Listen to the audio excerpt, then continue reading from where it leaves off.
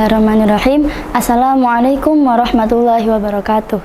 Alhamdulillahilladzi hadana lihada wa ma kunna linahtadiya laula an hadanallah.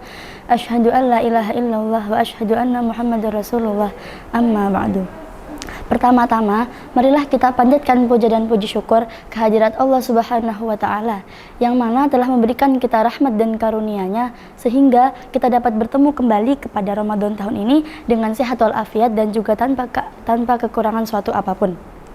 Yang kedua, sholawat serta salam marilah senantiasa kita curahkan kepada junjungan kita, Nabi besar, Nabi agung, Nabi mulia, Nabi Muhammad Sallallahu Alaihi Wasallam, yang mana karena berkat jasa-jasa beliau dahulu dan juga perjuangan yang telah beliau lakukan, sekarang ini kita dapat mengenal dan juga memeluk agama yang paling mulia di muka bumi, tidak lain dan tidak bukan, yakni agama Islam. Ma'asyiral muslimin rahimahumullah. Sekarang ini kita berada pada 10 hari terakhir bulan Ramadan. Tentu saja sebagai umat muslim kita sangat berbahagia dan juga sangat antusias dalam menghadapi dan juga menyambut bulan yang penuh barokah ini.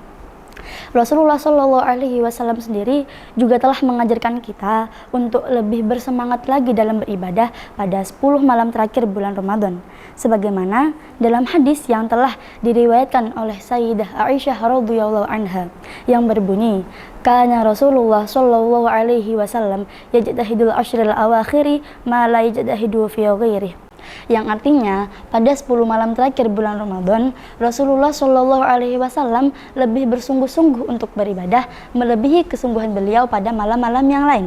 Hadis riwayat Muslim.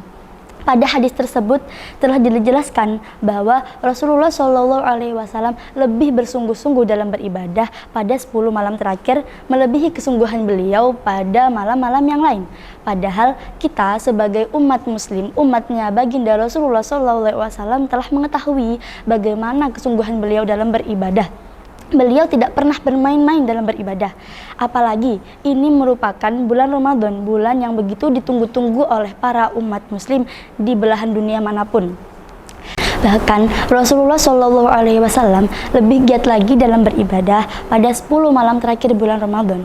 Apakah kita bisa membayangkan bagaimana bersungguh-sungguhnya Rasulullah dalam melakukan ibadah tersebut?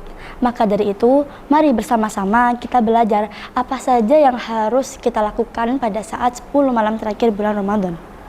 Amalan-amalan yang dianjurkan, yang pertama adalah memperbanyak qiyamul lail. Kita dianjurkan untuk memperbanyak melakukan ibadah di malam hari pada 10 malam terakhir bulan Ramadan. Artinya, pada bulan Ramadan kita memang dianjurkan untuk menghidupkan malam. Apalagi ketika sudah memasuki 10 malam terakhir bulan Ramadan. Yang kemarin-kemarinnya masih kendor dan masih belum konsisten dalam beribadah di malam hari, ayo ketika 10 malam terakhir bulan Ramadan ini kita giatkan lagi ibadah kita. Yang kemarin-kemarin sudah baik dalam beribadah, sekarang ini kita tingkatkan lagi kualitas ibadah kita agar sesuai dengan yang diharapkan Rasulullah Shallallahu Alaihi Wasallam. Yang kedua, mengajak orang lain dalam beribadah di malam hari. Bukan hanya kita menyibukkan diri sendiri dalam qiyamul lail, kita juga dianjurkan untuk mengajak orang-orang dalam melakukan beribadah. Seperti contoh, seorang kepala keluarga atau seorang ayah membangunkan istri dan anak-anaknya pada saat sholat malam. Dan juga untuk konteks yang lebih besar lagi, seorang ulama atau seorang kiai mengkoordinir para jamaahnya untuk menghidupkan malam yang mulia ini. Yang ketiga adalah memperbanyak iktikaf. Iktikaf merupakan salah satu amalan yang sangat dianjurkan pada saat momen agung ini. Gimana sih caranya iktikaf itu? Iktikaf dilakukan dengan cara berdiam diri di dalam masjid dengan menyibukkan diri untuk beribadah seperti membaca Al-Quran, sholat malam, dan juga banyak lagi ibadah yang dapat kita lakukan. Tentunya dengan niat yang baik pula. Yang keempat adalah membersihkan badan. Tentu sebelum melaksanakan suatu ibadah, kita dianjurkan untuk membersihkan badan kita dan juga memakai wewangian.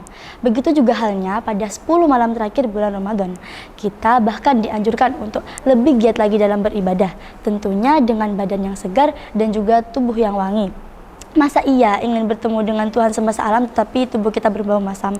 Padahal ketika pergi bersama teman-teman kita dengan tubuh yang dirias dan juga tubuh yang wangi. Berarti itu kita lebih mementingkan dunia ketimbang akhirat kita. Kemudian yang kelima adalah bersungguh-sungguh dalam meraih Lailatul Qadar. Sebagai yang kita tahu, Lailatul Qadar merupakan satu malam yang lebih mulia daripada 1000 bulan. Dan juga, kenapa kok 10 malam terakhir ini kita dianjurkan untuk menggapai Lailatul Qadar? Karena 10 malam terakhir ini merupakan malam yang sangat berpotensi untuk terjadinya peristiwa Lailatul Qadar, terutama pada malam-malam ganjilnya. Oleh karena itu, kita dianjurkan untuk lebih giat lagi dalam beribadah. Dan yang terakhir, kita dianjurkan untuk berdoa minta ampunan kepada Allah Subhanahu wa taala ketika malam Lailatul Qadar. Dan seperti poin sebelumnya, malam Lailatul Qadar itu terjadi pada 10 malam terakhir bulan Ramadan. Rasulullah Shallallahu alaihi wasallam mengajarkan kita doa yang berbunyi, Allahumma innaka afuwun tuhibbul afwa fa'fu anni.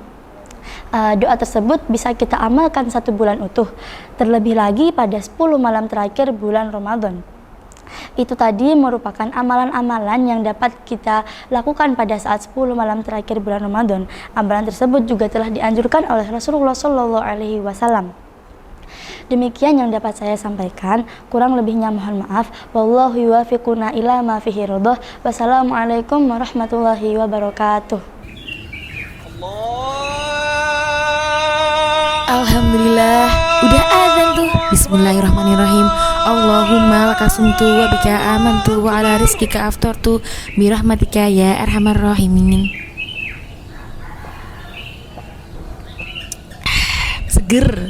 Loh, kok sudah buka puasa? Kan belum waktunya. Di HP ku kan udah ada bunyi adzan, jadi aman dong. Ngawur, adzan di HP kan bukan jadi patokan. Makanya belajar fikih puasa di buku panduan lengkap fikih puasa karya Gus Ahmad Rifai. Di sini diterangkan bahwa adzan di masjid, TV dan radio ini sebenarnya bukan jadi patokan. Buku ini hadir dengan sistematis, lengkap dan dilengkapi sumber rujukan dari kitab-kitab fikih ala madhab Imam Syafi'i. Mulai dari syarat wajib puasa sampai tanya jawab seputar puasa ada di buku ini. Buku ini tersedia di distro Darul Hidayah. Buruan di. Oke, OTW order.